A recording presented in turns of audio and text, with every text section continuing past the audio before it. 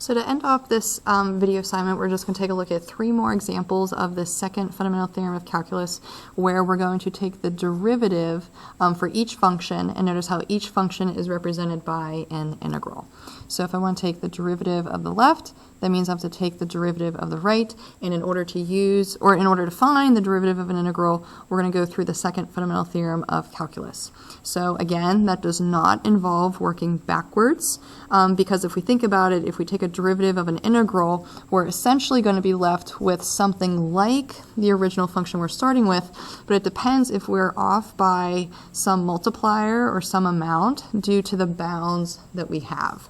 So we're going to plug in our top bound first,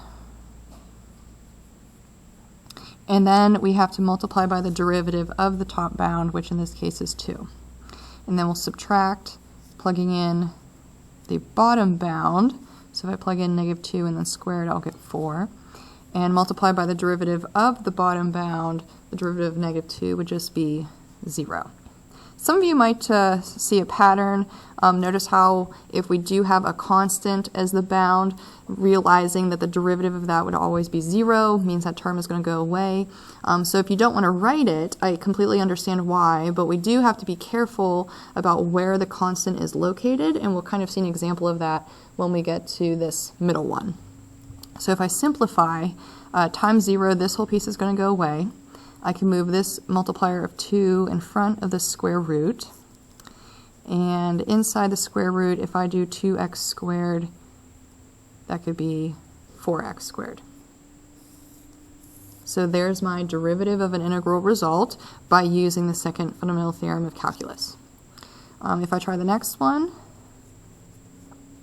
now, you might be tempted, since we see that the top bound is a constant, to not even worry about plugging it in, because we know we're eventually going to have to multiply by the derivative, which would be 0.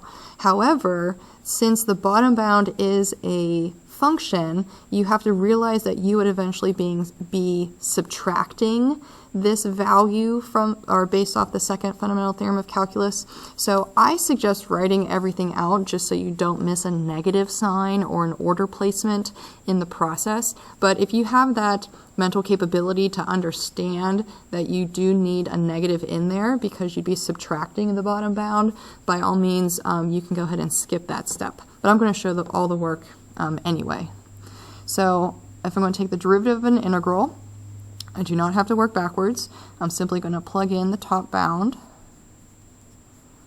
times the derivative of the top bound minus plugging in the bottom bound times the derivative of the bottom bound. So again, this is what I mean. Since the top bound was a constant, we'd eventually be multiplying by 0, so that's going to go away.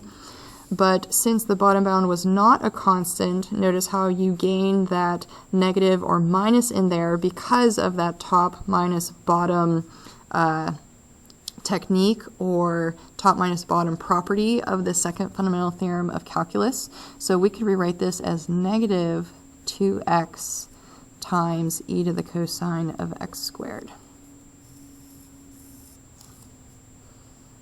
All right, if we do our last one, taking the derivative of an integral, I'm going to plug in my top bound in for t times the derivative of the top bound, kind of running out of room here, minus plugging in the bottom bound times the derivative of the bottom bound. So all the zeros are going to go away. I'm going to be left with cosine squared times negative sine. So we can write that as negative cosine squared x times sine of x. All right, so far what we've seen with this second fundamental theorem of calculus is more of an algebraic approach, how we can physically find the derivative of an integral function. What we're going to do for the rest of the unit is utilize this second fundamental theorem of calculus to help us with more of a graphical technique, to help us analyze different function values or derivative values, whatever the question might be. But it still boils down to this concept of plugging in the top bound times the derivative of the top bound minus plugging in the bottom bound times the derivative of the bottom bound.